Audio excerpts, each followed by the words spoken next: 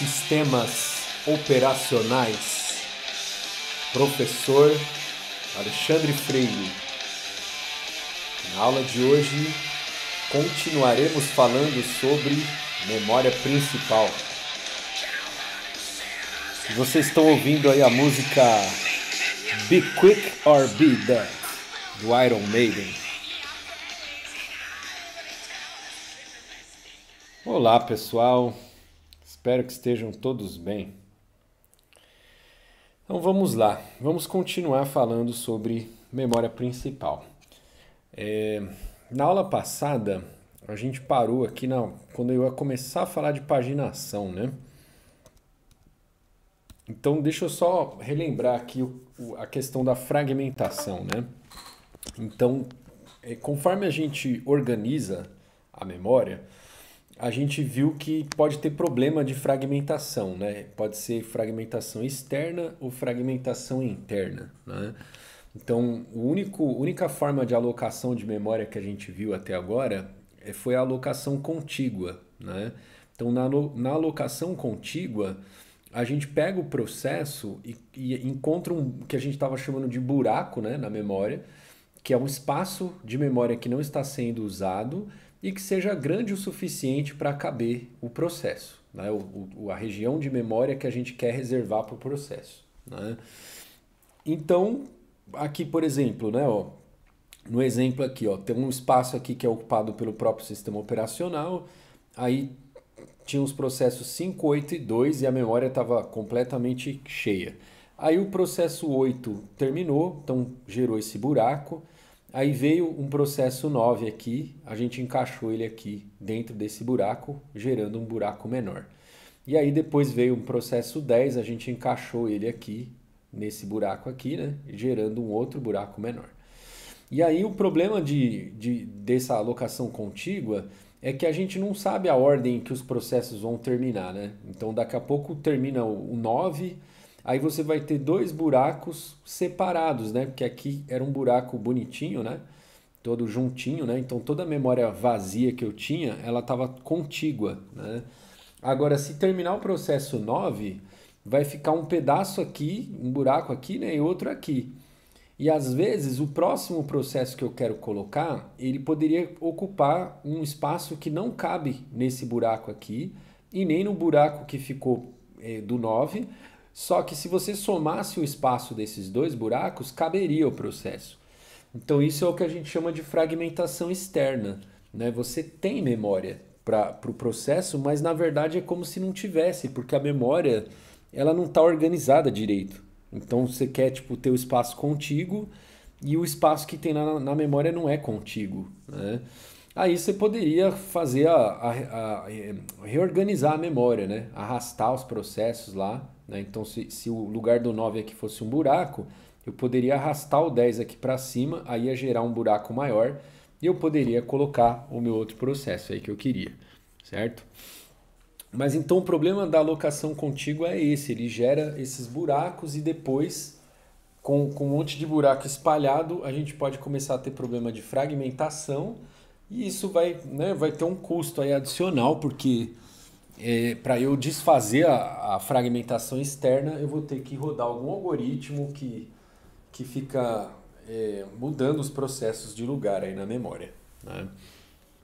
E isso, quando você está mudando um processo de lugar, você tem que interromper o processo, né? Você não pode deixar o processo executando lá ao mesmo tempo em que você está mudando ele na memória. Então, se você estiver num ambiente multiprocessado, você pode ter vários processos lá que estavam sendo executados, mas que você não pode mexer neles, então, né? Porque eles, né? Você não pode, você vai ter que parar a execução de todos eles para você poder arrastar eles na memória. Enfim, tem uma série de inconveniências, isso daí, né?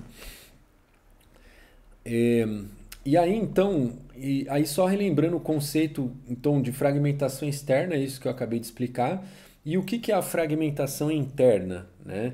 A fragmentação interna é quando, deixa eu só mutar meu celular aqui. Onde é que eu muto esse negócio? Agora aqui. Beleza. Aí a fragmentação interna é quando você tem uma região de memória que está dentro de um processo, mas que ela nunca é usada. Porque aí o que acontece? Dependendo de como você organiza a memória, você vai falar assim, eu vou te dar memória em blocos sei lá, 10K. Então, se você me pedir 15K, eu vou te dar dois blocos de 10K. Então, eu vou te dar um blocão de 20K. Né? E aí, portanto, vai ficar 5K que vai ficar inutilizado. Ele vai estar alocado para o teu processo, mas ele vai estar inutilizado. Então, isso aí é o que a gente chama de fragmentação interna, tá bom? E essas coisas, essa coisa de dar um tamanho, o processo que é um tamanho e você dá outro, isso tem a ver também com o gerenciamento de memória, porque quando você vai carregar um processo, você fala, eu vou dar 15K para o processo, vamos supor. Só que aí, dependendo do que acontece ao longo da execução do processo, pode ser que você precise aumentar esse tamanho, né, de memória que você vai dar para ele. Então, às vezes, você prefere dar 20 logo de cara, porque aí, se precisar aumentar a memória do processo, você já está ali num espaço contíguo, né? Você consegue fazer, né? Fácil. Então, tem razões para isso, tá? Eu estou dando um exemplo aqui, mas tem várias razões para isso, para você dar um pedaço de memória para o processo maior do que o processo vai usar naquele momento, né? Mas enquanto essa memória não for necessária para o processo, aí é um pedaço de memória que está alocado para ele e que está inútil lá. Então você vai chamar isso de fragmentação interna, né? Certo? Agora vamos falar da paginação, tá? Qual que é a ideia da paginação? Eu vou mostrar a figura primeiro, que eu acho que a figura é mais clara aqui, ó. O teu processo ele vai ser dividido em páginas, tá? Então aqui, ó, eu tenho um processo que ele tem 4 páginas, tá? Então a página é um bloquinho de memória lá, de um certo tamanho fixo, tá? E aí então vamos supor que o bloquinho de tamanho fixo aí é 5K. Então se o processo quer usar 18K, você vai ter que dar 4 páginas para ele. Vai dar 20K para ele, certo? Você vai dar 4 páginas. E aí ele organiza a memória dele em cima dessas 4 páginas. E aí é claro que essas páginas elas têm um tamanho pequeno, né? Que é justamente para evitar fragmentação interna, né? E aí os teus endereços lógicos agora, eles vão estar relacionados com essas páginas, né? Então, quando você pegar aqui, ó, página 0, né? Essa página 0 do teu endereço virtual, ela vai estar associada a qual endereço de memória físico? Você vai olhar isso numa que a gente vai chamar de tabela de página. Então aqui na página 0, ela está mapeada para o endereço 5 da memória. Aqui na verdade vai ter um endereço aqui, mas por enquanto nessa figura esse endereço ele está em página, tá? Depois a gente vai ver que é o endereço físico aqui. Mas nesse exemplo é o endereço de página.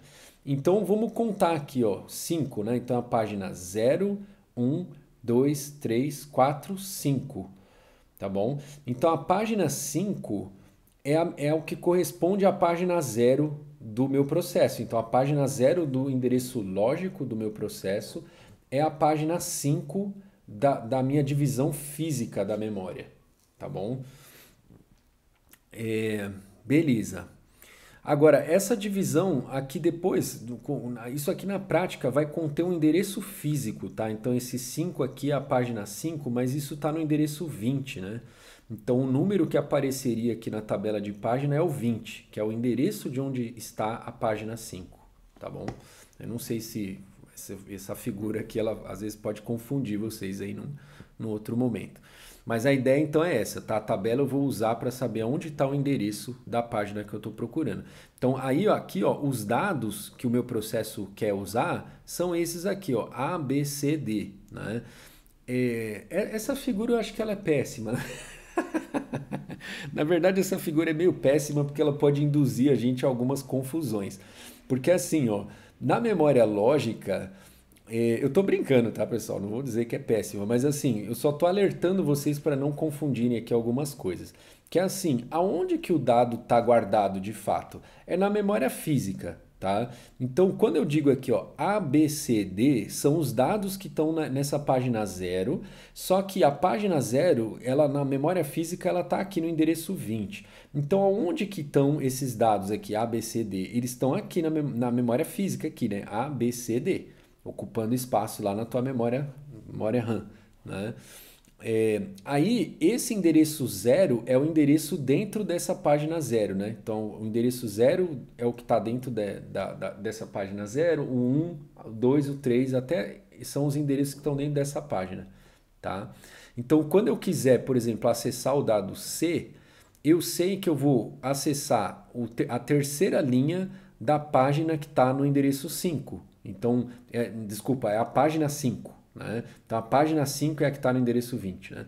Então, se eu quiser acessar, eu vou olhar na terceira, então 1, 2, 3, na terceira linha dessa página que está no endereço 20. Certo? Então, o endereço lógico do C aqui, ó, do endereço de memória onde está o C, né? Então, o endereço lógico dele, ele é composto por endereço da página, que é 0, e mais o deslocamento, que é 3. Né? Aqui é o deslocamento linha 0, 1 e 2, na verdade, desculpa, né? 0, 1 e 2. Então, deslocamento 2. Né? Esse é o endereço lógico. E qual que é o endereço físico? É 20 com deslocamento de 2. Então, vai ser 22. Né? 20 mais 2. Certo? Então, a ideia é basicamente essa, né? Agora deixa eu só voltar aqui, que eu fui bem lá na frente, vamos voltar aqui para ler as coisas. Ó. Então, espaço de endereçamento lógico de um processo pode ser não contíguo, né? Porque, ó, voltando para o desenho aqui, né? Aqui eu falei da página 0, aí a página 1, que é essa aqui, ó, vamos olhar na tabela aqui, ó, página 1 corresponde à página 6 aqui. Então, 0, 1, 2, 3, 4, 5, 6, é essa aqui. Tá contíguo, né? Então, do A até o H tá contíguo aqui, mas é pura coincidência. Porque a página 2, ó, quando eu vou olhar aqui na tabela, que é a 2 da página lógica 2, corresponde à página física 1, que é então aqui 0, 1. Então, ela já está aqui em cima, ó. Então, o meu processo está espalhado na memória. O endereço lógico para mim é como se estivesse contíguo, mas a hora que eu for mapear isso na memória física, aí cada página vai estar num lugar diferente da memória, tá bom? Então isso que eu acho que é bacana, né? Que é o que eu falei para vocês no final da aula passada, que eu mesmo não imaginava assim que a memória fosse assim, né? Que eu poderia ter um processo quebrado em vários lugares diferentes da memória, né? Então esse é o jeito. E aí, qual é a vantagem de fazer isso, né? Porque aí esses tamanhos de página, eles são fixos, né? Então você não vai mais ter problema de fragmentação externa, porque sempre que você quiser memória, eu vou te dar páginas, né? E aí as páginas vazias aqui da memória física, eu vou alocando, né? Então você fala, eu preciso de uma página. Ah, eu vejo uma página vazia e te dou. Não tem fragmentação externa, entendeu? Nunca vou precisar arrastar a página para lá e para cá, entendeu? Então essas páginas elas são pequenas, tá? E aí em geral o processo ele vai usar várias páginas, né? E aí você vai eliminar totalmente a fragmentação externa, tá bom? Aí, só que aí você vai ter fragmentação interna, né? Que aí eventualmente, né, você fala, vamos supor que o tamanho da página aqui é 4. Aí eu queria usar 9, né? Aí eu vou precisar de 3 páginas. E aí, tipo, 3, vamos pensar que são bytes, vai? Então, 4 bytes, né? Uma página. Então, se você precisa de 9 bytes, aí você vai acabar tendo 12 bytes alocados para você. E aí, desses 12, 3 eles estão lá de fragmentação interna, tá bom? Mas como o tamanho da página não é tão grande, então a fragmentação externa também não vai ser tão grande, tá bom?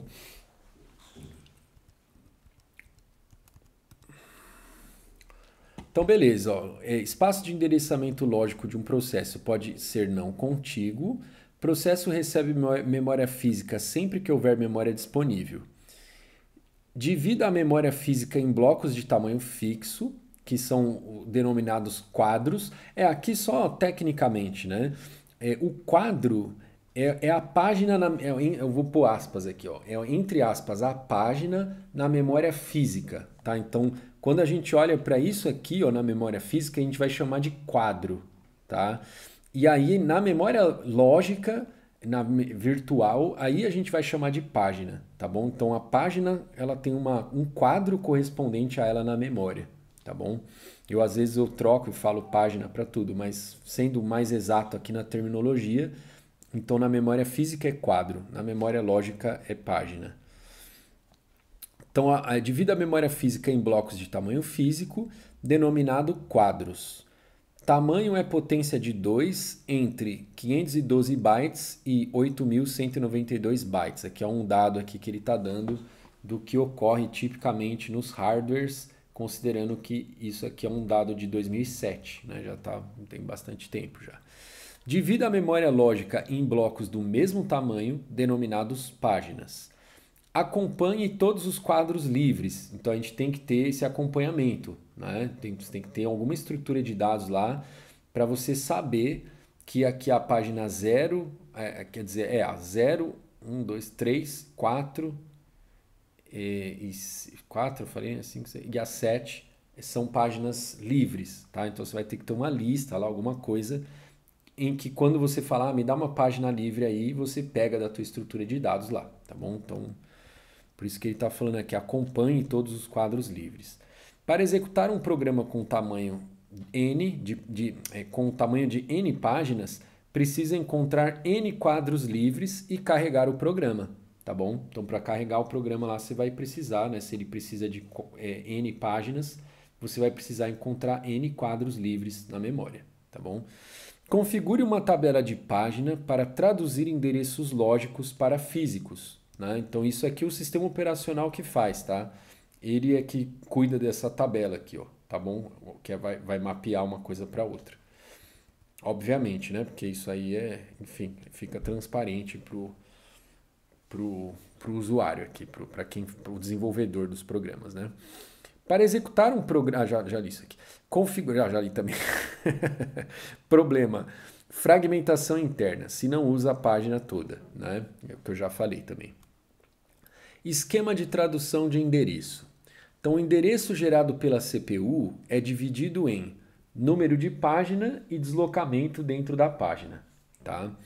Então, ele tem essas duas partes aqui, ó. Então, a primeira parte, você vai reservar aqui um certo número de bits, né? E aí vai falar, isso aqui é o número de página do endereço. E aí depois o deslocamento dentro da página, tá bom? Aí, ó, então tá aqui o endereço, né? PD. P é a página e D é o deslocamento. Aí, na minha tabela de páginas, então, esse P ele vai me dar o deslocamento que eu vou fazer dentro da tabela de páginas para descobrir qual é o endereço físico, né? Aí então, aqui na tabela de página é que vai estar o endereço físico. Aí então, para eu acessar o endereço físico, basta eu substituir esse P aqui pelo F, certo? Então o F agora vai entrar no endereço aqui. Então vai ser o endereço físico e agora o deslocamento é o mesmo, certo? Então se ele se deslocava em, sei lá, 3 aqui a partir da página tal, ele vai se deslocar 3 a partir do endereço físico de onde começa o quadro que corresponde a essa página aqui, certo?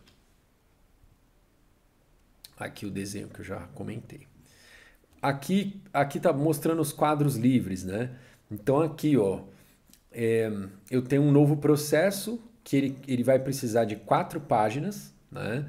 E eu tenho uma lista dos quadros livres, ó. Os quadros livres são os que estão em cinza. Então, o 13, eu vou pegar da ordem que está aqui na lista, ó, o 15, o 20, o 18, o 13 e o 14. São os quadros livres.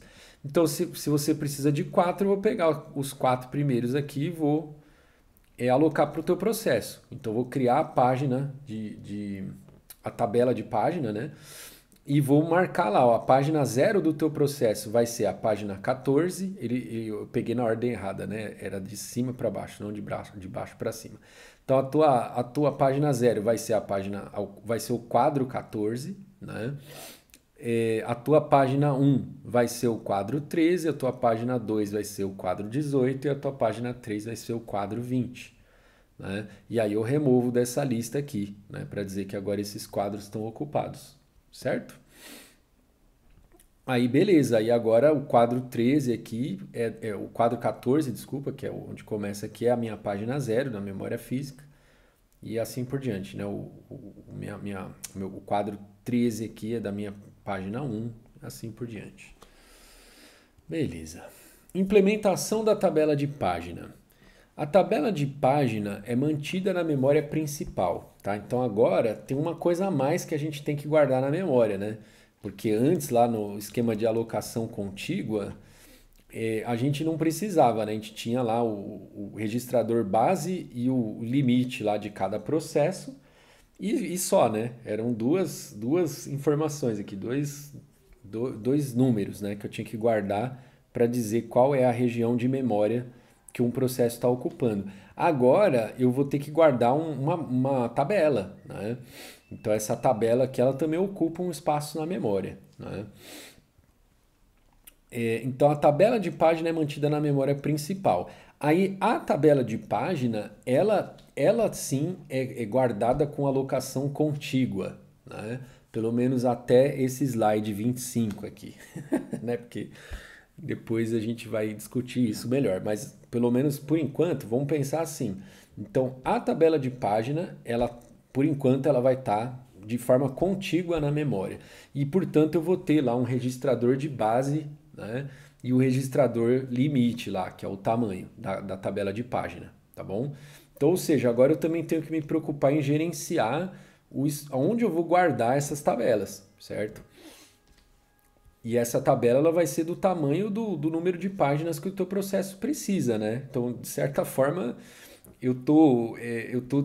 agora eu tô gerando o mesmo problema que eu tinha antes, né? Porque você tem tamanhos de página variáveis, mas que você vai alocar de forma contígua. Então, nessa região da memória, você vai ter os mesmos problemas. Ai, deixa eu tomar uma água aqui, peraí.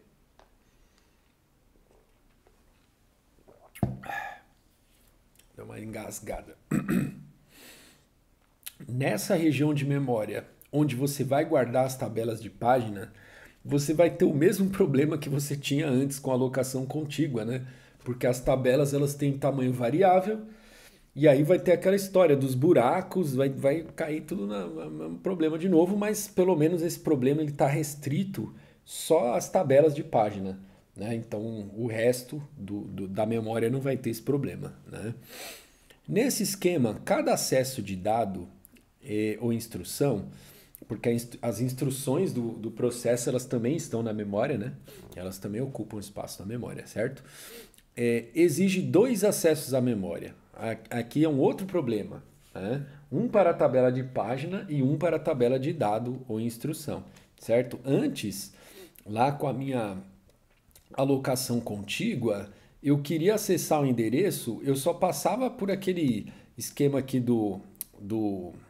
da validação lá do base mais limite, não poderia estourar, né? Tinha que estar dentro do intervalo correto lá. Então, uma validação que era feita por um hardware específico, né? Mas que tipo era um acesso só, né? Era um acesso à memória. Agora a gente vai fazer dois acessos à memória, porque a gente primeiro vai olhar na tabela de página que está na memória, certo? Então é um acesso à memória.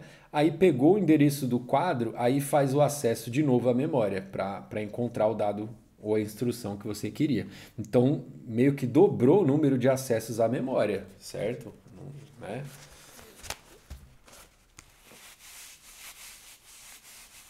O problema dos dois acessos à memória pode ser solucionado, ou eu diria atenuado, vamos dizer assim, pelo uso de um cache de hardware especial para pesquisa rápida, chamado memória associativa, ou Translation Look-Aside Buffers, que são essas TLBs, tá?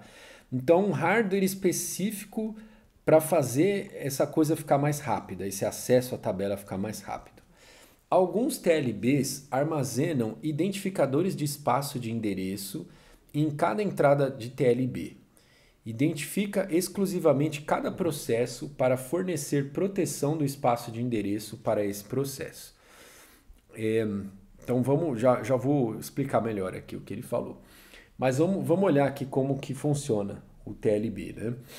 Então assim, ó, eu tenho meu endereço aqui, né? Meu endereço lógico, que tem o número da página e o deslocamento. Aí, o que eu vou fazer? Eu vou primeiro procurar lá no TLB, nesse é um hardware do TLB, certo?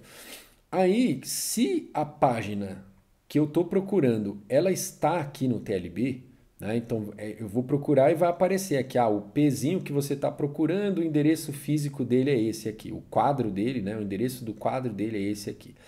Ou seja, se eu encontrar o que eu estou procurando aqui na TLB, maravilha, eu já calculei o endereço que eu precisava, eu vou fazer o acesso à memória que eu queria. Só que nem sempre o endereço vai estar aqui, tá? Então, quando o endereço não estiver aqui, aí eu faço aquele acesso lá na tabela, igual eu fazia antes, tá bom?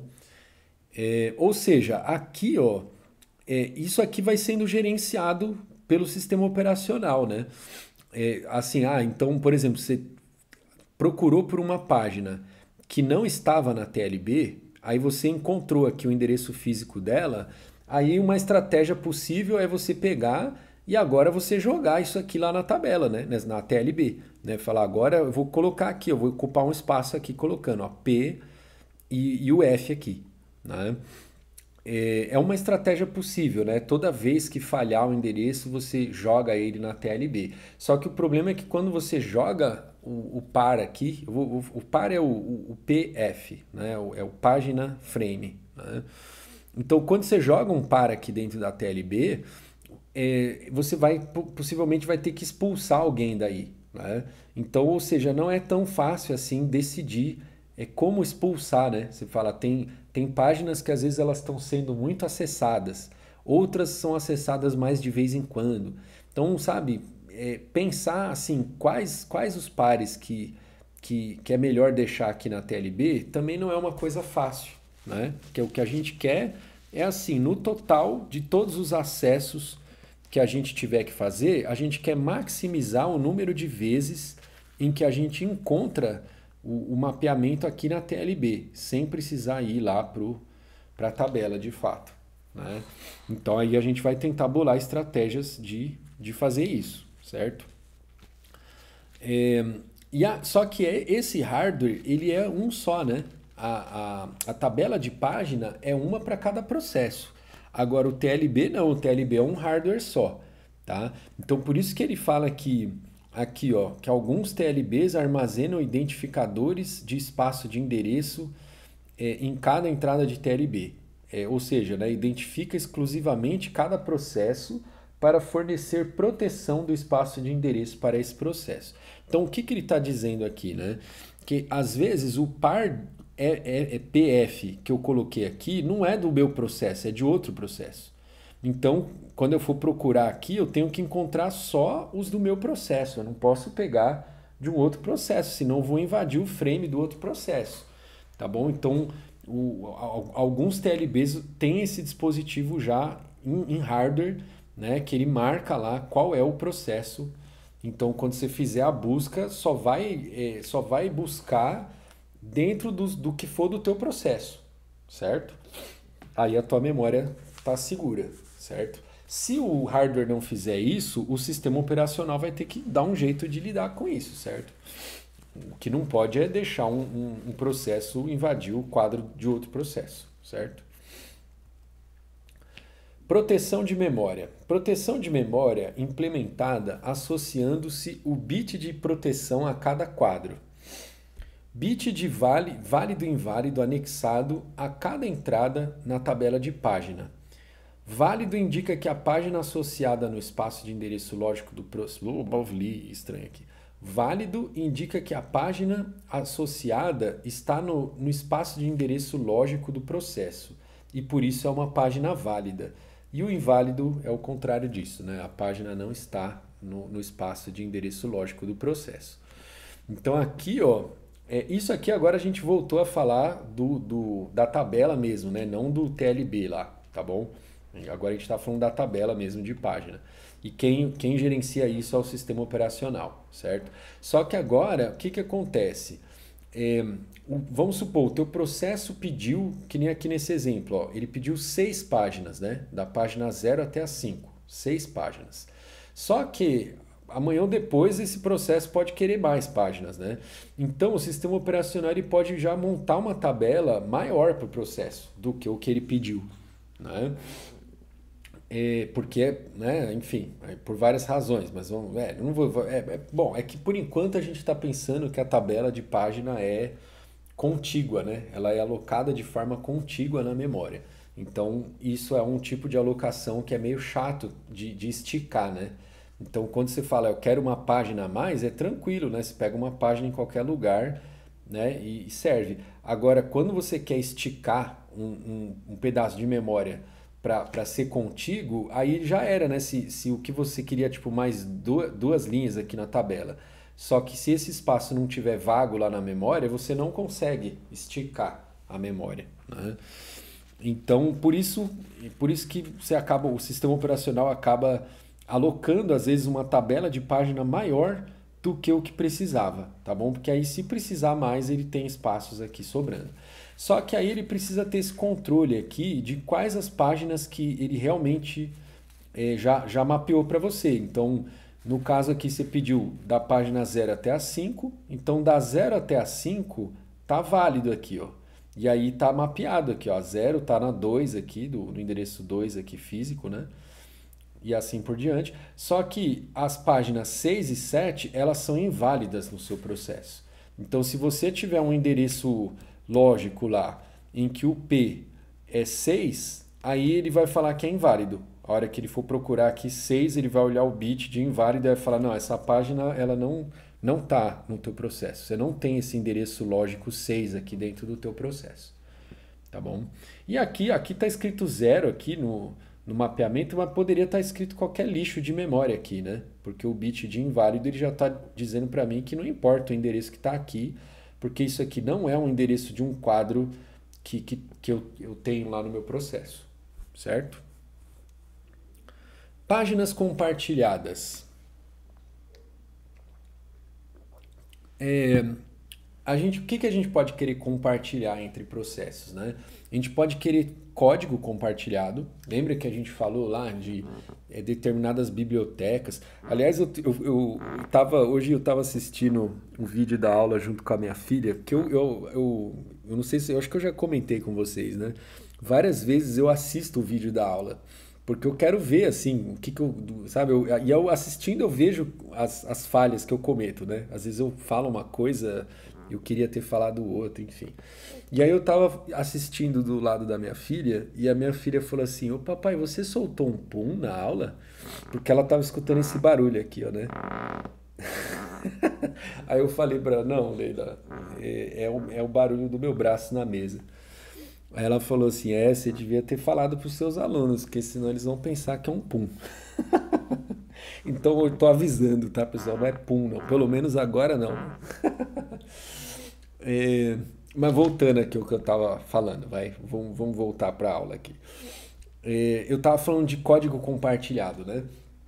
Então, quando a gente falou lá de como que o programa é carregado na memória, aquelas coisas todas, né? Em algum momento eu falei para vocês lá que determinadas bibliotecas a gente pode querer compartilhar, né? Às vezes tem vários processos que usam a mesma biblioteca. Então, para que eu vou carregar a mesma biblioteca várias vezes na memória, né? Eu carrego uma vez só, né? Então, você pode ter código compartilhado, né? O código aqui é código de máquina, tá? Não é código fonte, né? de programa. Mas pode ter dados também, né? Compartilhados, tá? Então aí você pode ter uma cópia de código somente de leitura compartilhada entre processos, Ou então, código compartilhado deve aparecer no mesmo local.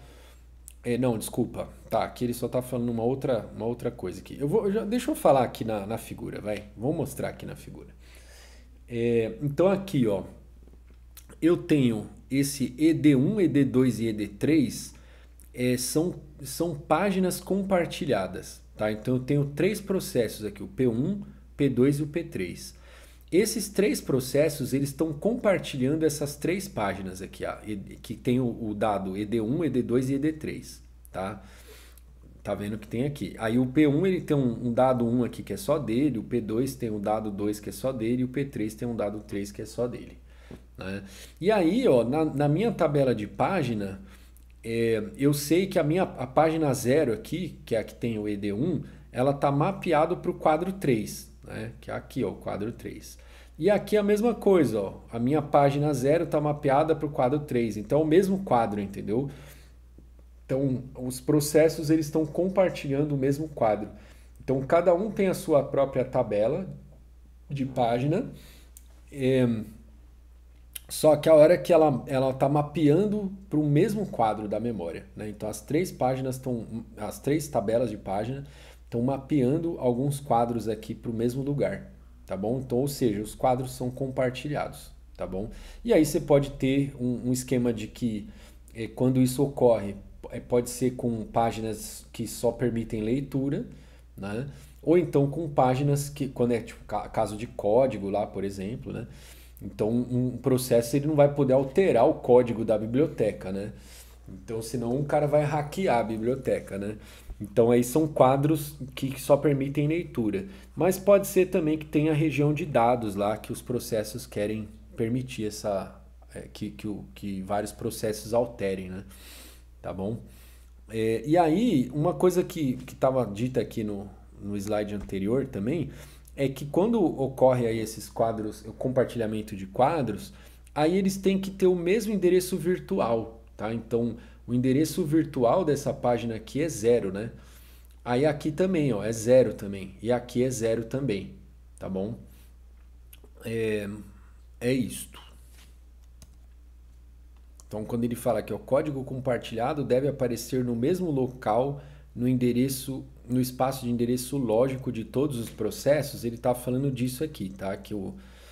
Então, eu não posso ter tipo esse quadro 3 mapeado nessa minha página 3, que seria essa aqui, né? E aí no outro processo a página é 0, aí no outro a página é 1, tá? Não é assim que é feito. Eles mantêm o mesmo endereço lógico, tá bom? Também. Então, além de ter o mesmo endereço físico, tem o mesmo endereço lógico, tá bom?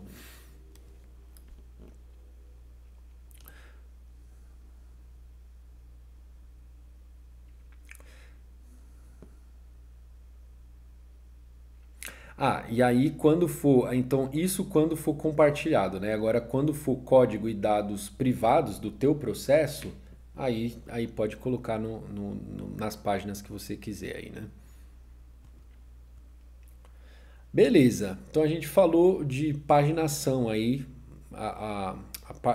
o básico de paginação, né?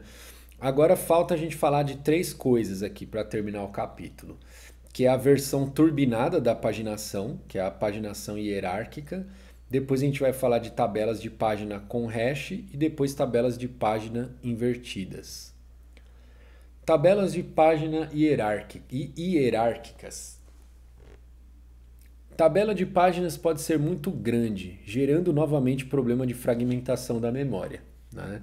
Então, se as tuas páginas elas não são tão grandes, né? Lembra que a ideia é que as páginas não sejam tão grandes, porque se a página for muito grande, você vai ter problema de fragmentação interna. Então a página não pode ser muito grande.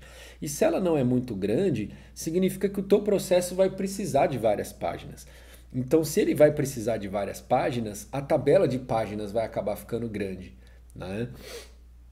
E aí, se você tem tabelas de página muito grande, você começa a ter problema de fragmentação da memória, se você alocar essas tabelas de página de forma contígua na memória, né? Então, você não vai mais ter problema de fragmentação externa, né? Que aqui a gente está falando de fragmentação externa.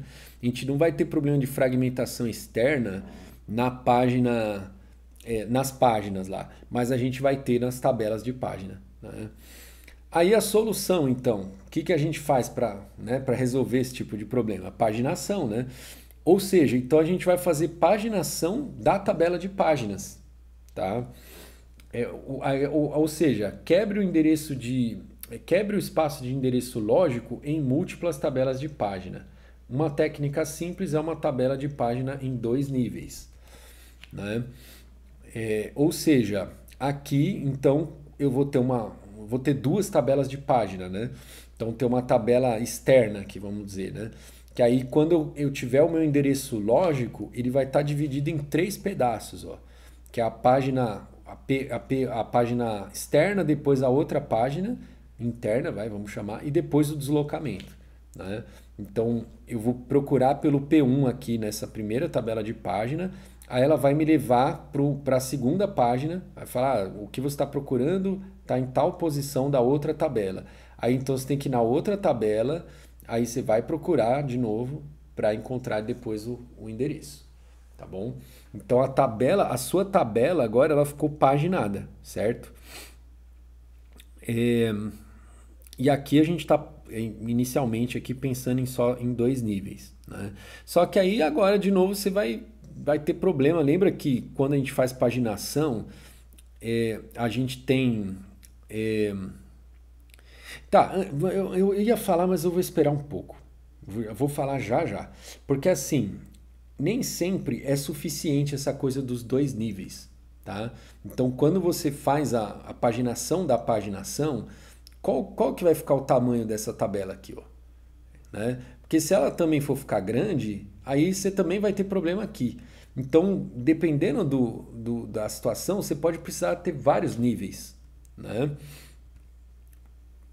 Então, ó, aqui ele só tá, nesse slide ele só tá dando um exemplo aqui mais concreto, ó, quantos bits ele guarda para o endereço da primeira tabela, quantos bits ele guarda para o endereço da segunda tabela e quantos bits ele guarda para o deslocamento na página.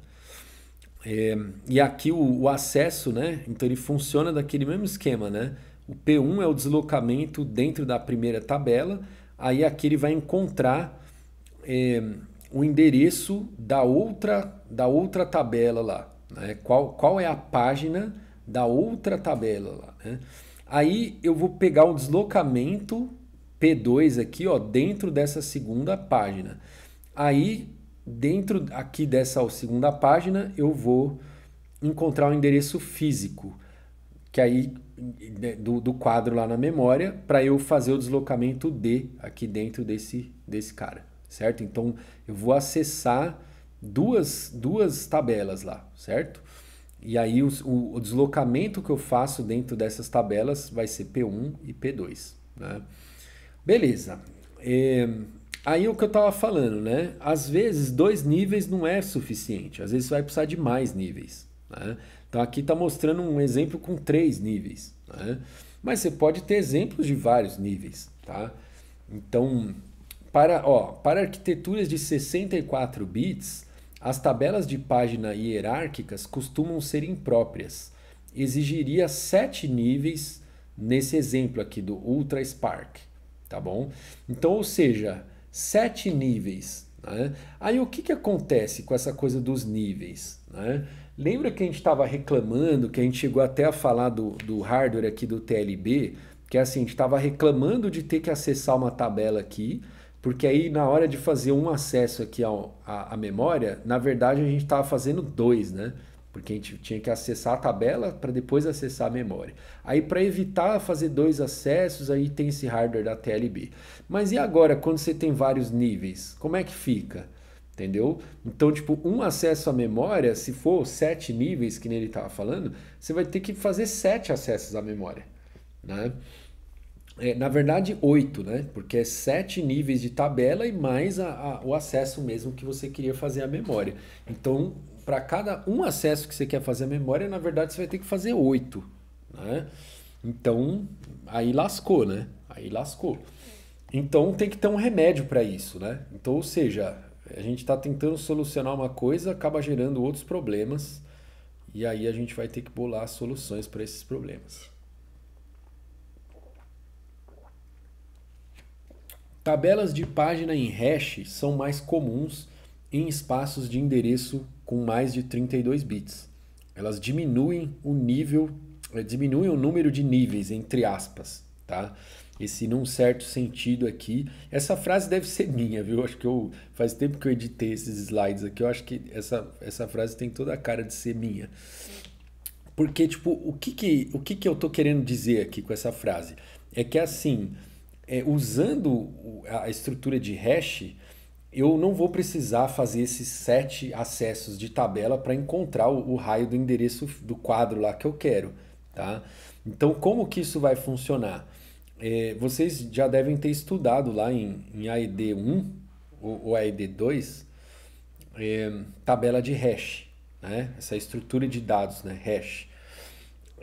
Então aqui o esquema é esse. A gente, em vez de fazer aquela coisa lá de 7 níveis de tabela, a gente vai fazer uma tabela com hash. Então vai ter uma função de hash. Então quando você vai. Então o teu endereço lógico vai voltar a ter só 2 campos lá, o P e o D. Só que agora o P ele não vai mais ser o deslocamento dentro da tabela. O P ele vai ser jogado dentro de uma função de hash. E aí a função de hash é que vai me dar o deslocamento aqui na tabela. E aí se tiver colisões, né? Aí eu vou guardando os quadros que colidem, desculpa, as páginas, né, que colidem aqui dentro dessa lista ligada, tá bom? Então, ou seja, só relembrando aqui, né? O que a gente guarda nessas tabelas? É um par, né? Esquecendo esse bit aqui esquecendo o bit de validação, o que tem aqui para mim de relevante nessa tabela de páginas? É esse par aqui, ó. O da esquerda aqui é o P, o da direita aqui é o F, certo? Que o P é o número da página e o F é o número do quadro, o endereço do quadro, certo? Então lá no meu hash o que me interessa vai ser esse par aqui, ó. O par número de página com número do quadro, tá bom? Então, quando eu olhar nesse hash aqui, ó,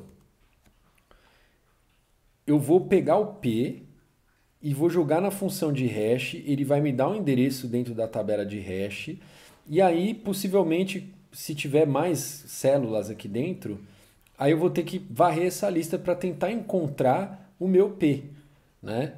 Porque aí do meu P eu quero descobrir o que eu estava lá chamando de F, mas aqui está escrito R, que é o endereço físico lá do quadro, né? Só que eu tenho que olhar para o número de página que eu queria. Então, o Q não era a página que eu queria, né? Eu queria a página P. Então, eu vou passar nessa lista. Ou seja, quantos acessos eu vou fazer à memória, né? Eu vou fazer o primeiro acesso aqui, então jogo na função de hash, aí ele vai me dar um acesso aqui à cabeça da lista, da tabela de hash. Então eu fiz um acesso aqui, ó. Aí eu falei, poxa, eu estava procurando a página P, mas aqui está a página Q. Ah, então não é isso que eu quero, aí eu vou para frente.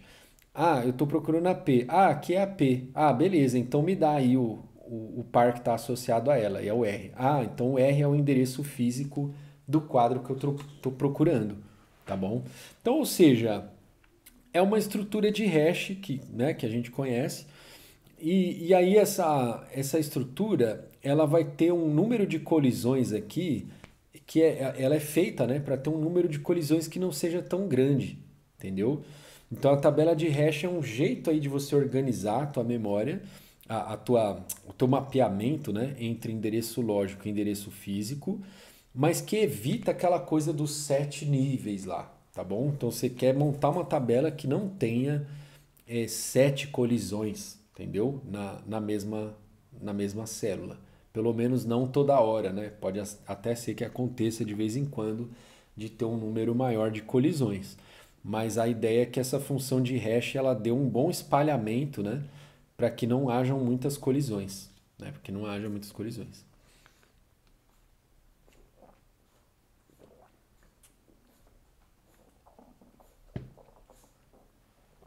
Beleza?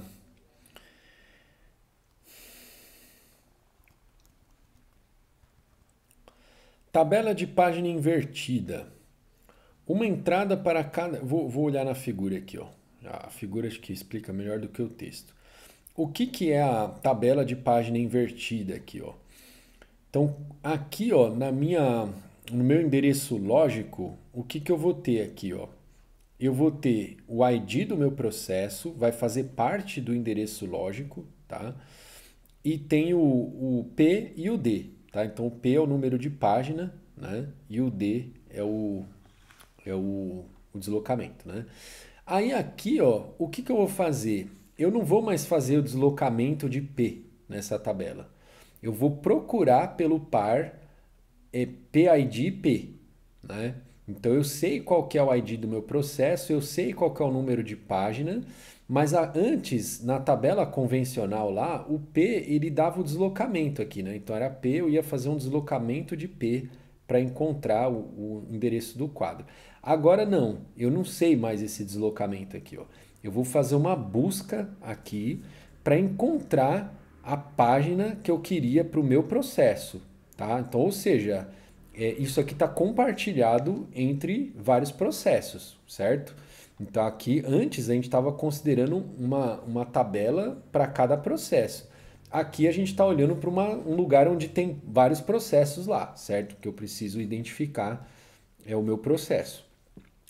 E aí, então eu não sei mais qual é o deslocamento. Eu vou procurar esse par PID-P. Aí quando eu encontrar, eu vou ver qual foi o deslocamento que eu fiz, tá bom? E aí o deslocamento que eu fiz vai ser justamente o endereço físico do quadro que eu estava procurando, né? É claro que o endereço físico é de onde o quadro começa, né? Porque aí o endereço físico que eu estou procurando é de onde o quadro começa mais o deslocamento dentro daquele quadro, certo? Então toda vez que eu pegar um quadro, né? Ou seja, essa tabela ela vai ter um tamanho fixo, né? Porque toda vez que você vai falar assim, ó, o quadro 15, né? O quadro 15 ele vai estar aqui, ó, no deslocamento 15. Então, quando eu alocar esse quadro 15 para algum processo, o que, que eu vou fazer? Eu vou na posição 15 dessa tabela, eu marco qual é o ID do processo e qual era o número de página que esse processo estava me pedindo, né? Quando ele falou, eu quero 5 páginas. Aí eu vou falar, página 0 para você, então vou marcar aqui 0 para o teu ID é o quadro 15, né? E assim por diante, né? Certo? E aí, qual é a vantagem de fazer isso, né? Então, primeiro, você vai ter essa tabela já de tamanho fixo, compartilhada entre todos os processos. Então, você já não vai ter mais aquela coisa de ter que ficar gerenciando a memória das tabelas de página, né? E outra coisa, essa tabela de página aqui, ela ocupa menos espaço se você fosse somar, né, todas as tabelas de página lá de todos os processos. Essa aqui ela vai ocupar menos espaço, tá? Por uma razão simples. O espaço que eu preciso aqui de memória, o número de bytes que eu preciso para guardar o ID do processo mais o número da página, esse espaço aí é menor do que o espaço que eu preciso para guardar um endereço físico, tá? Porque nas tabelas lá tradicionais, na tabela tradicional, ó, esse 3 aqui, ó, ele é um endereço físico, tá? Então você tem uma máquina lá de 64 bits, esse endereço ele guarda, ele tem 64 bits aqui, o endereço físico, tá? Então cada célula dessa tabela vai ter 64 bits, tá? E aqui eu posso economizar esses bits, entendeu? Eu não preciso de 64 bits para representar aqui o PID mais o P, entendeu? Eu posso representar isso com menos bits, então acaba economizando espaço aí, tá bom? Então também é um outro jeito de fazer aí. E aí é claro que assim, né, pessoal, é difícil falar assim também, mas qual que é melhor, né? É uma pergunta que vocês poderiam fazer. Qual que é melhor, né? É melhor fazer o hash ou é melhor fazer a tabela invertida, tabela de página invertida, né? Enfim, depende aí, não é tão fácil assim falar, né? Tem que avaliar as coisas aí de um ponto de vista prático também, né? Com testes, enfim. Último assunto aqui do capítulo, segmentação. Tá? É um outro jeito também de dividir a memória. Esquema de gerenciamento de memória que admite visão da memória pelo usuário. Um programa é uma coleção de segmentos. Um segmento é uma unidade lógica, como, por exemplo, aqui, programa principal, procedimento tal, função tal, método tal, objeto tal, variáveis locais, variáveis globais, enfim, várias coisas aqui. E aí, então, o teu espaço de endereços ele vai estar dividido em unidades lógicas, vamos dizer assim, né? Então, se falar, essa região aqui da memória é a região da pilha de execução, né? Quando a gente estava falando de paginação, não tinha isso, né? Página é página, né? Aqui não, aqui cada segmento ele tem uma função específica, tá? Então esse aqui é o segmento que guarda o código do main lá do teu programa. Esse aqui é o segmento que guarda a função lá de raiz quadrada. Esse aqui é o segmento, entendeu? Cada segmento tem uma, digamos, uma função específica, né? E aí você vai alocar na memória os segmentos, né? No tamanho, cada um vai ter um tamanho diferente, tá? Então o 1 aqui, ó, né? Tá aqui, o 4 tá aqui. Então você vai ter um mapeamento, né? O segmento, qual é o quadro que ele está na memória, mas não é quadro mais naquele sentido de paginação, né? Então eu não vou nem falar quadro, vai. É um pedaço de memória que vai estar lá. Você vai ter registrador base e limite lá para cada segmento, né? E aí o segmento é um pedaço contíguo da memória, tá bom? Então segmento 1, segmento 2 está aqui, ó. Então o teu programa agora, ele está de novo espalhado na memória, como na paginação, só que em vez de ele estar espalhado em páginas, ele vai estar espalhado em segmentos, tá bom? Aí o endereço lógico consiste em um par, que é o número do segmento e o deslocamento dentro desse segmento, tá? E aí você vai ter uma tabela de segmento, né? Então a mesma ideia da paginação, só que com segmento, né? Então vai ter a tabela de segmento, que mapeia endereço físico bidimensional. Cada entrada mapeia o teu endereço lógico aqui, né? No endereço físico, né? E cada entrada de tabela em base limite. Desculpa, cada entrada de tabela tem base e limite. Então na tabela, aqui não vai ter o desenho, mas é como se a gente estivesse olhando aqui, ó. Quando a gente está fazendo a paginação, a gente olha na tabela e encontra o endereço físico, né? Lá no segmento a gente vai encontrar não só onde começa, mas também o base, o limite, né? Porque aqui o tamanho da página já é conhecido, né? Então não preciso dizer qual é o tamanho. Mas no segmento não, porque os segmentos têm tamanho variável. Então a tabela de página ela vai ter essas duas informações aqui. Ela vai ter onde começa o segmento e até onde ele vai, né?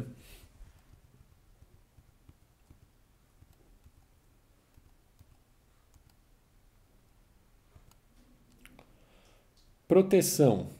A cada entrada na tabela de segmento, associe bit de validação. Então, para ver se o segmento é zero, se é válido ou é inválido, né? Mesma coisa que a gente fez lá também na paginação. E tem os privilégios para cada segmento. Então, tem segmento que... A gente também falou disso nas páginas, né? Lembra que a gente falou que quando a página era compartilhada, podia ter página compartilhada somente de leitura, né? Outras que não, enfim. Então aqui é a mesma coisa também, a gente pode associar um privilégio a cada segmento. Falar, ó, nesse segmento só pode ler, nesse outro segmento só pode executar, e assim por diante.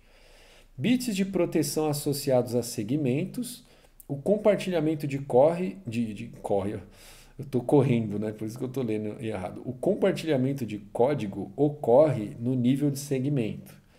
Como os segmentos variam em tamanho, a alocação de memória é um problema de alocação dinâmica de armazenamento. Um exemplo de segmentação aparece no diagrama a seguir. Deixa só eu voltar um pouco aqui, ó, para falar assim, pô, qual é a vantagem de usar isso, né? Usar os segmentos. É porque como os segmentos eles têm uma função mais específica, aí isso também te permite fazer um gerenciamento mais apropriado de cada pedaço da memória, né? Então, tem regiões lá que você sabe que elas não mudam de tamanho, né? Então você fala, sei lá, quando você uma função lá no teu programa, né? Ela tem a área dela de memória estática, lá não é memória estática que chama. É a memória das variáveis que são alocadas dentro da tua função. Isso é um tamanho que é conhecido. Não, mas eu estou falando aqui, deixa eu pensar aqui um pouco.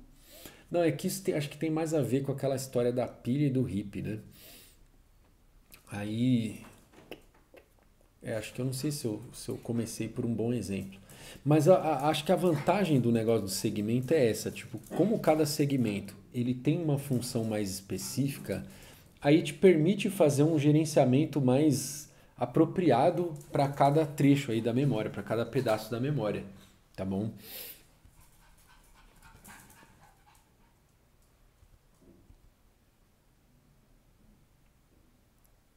Onde eu parei aqui?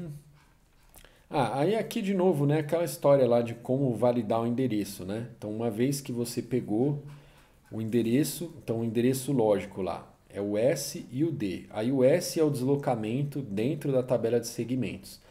Aí lá você vai ter o limite e o base, né? Aí você vai ter que validar, né? Você vai pegar, quando você somar lá o limite mais o deslocamento, isso tem que estar dentro desculpa, é limite mais deslocamento tem que ser. Não, estou falando bobagem. É base mais deslocamento tem que ser menor ou igual ao limite, né? Que é até onde vai lá. Então, não, eu tô falando. Desculpa, pessoal, tô falando bobagem, né? Porque o limite, ele não é o endereço de onde termina. O limite é assim, é o deslocamento a partir da base, né? Então eu falo, se a minha base começa no 100 e o meu limite é 10, é porque eu posso, o intervalo lá do segmento é do 100 até o 110, tá? Então, ou seja, o limite é o que eu vou validar aqui com o deslocamento, né?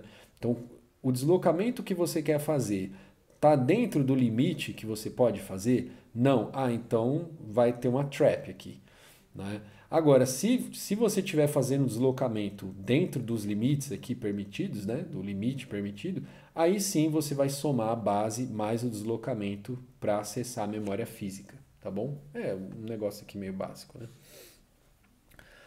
Aí aqui o exemplo mais concreto aqui, né? Tá bom? Então, por exemplo, ó, segmento 0, aí que é o de subrotina aqui. Aí eu venho para cá, ó, 0, ele tá começa, é que eu tô confuso porque na minha cabeça eu sempre tô procurando a base primeiro e depois o limite. Aí eu olho do lado esquerdo e acho que é a base.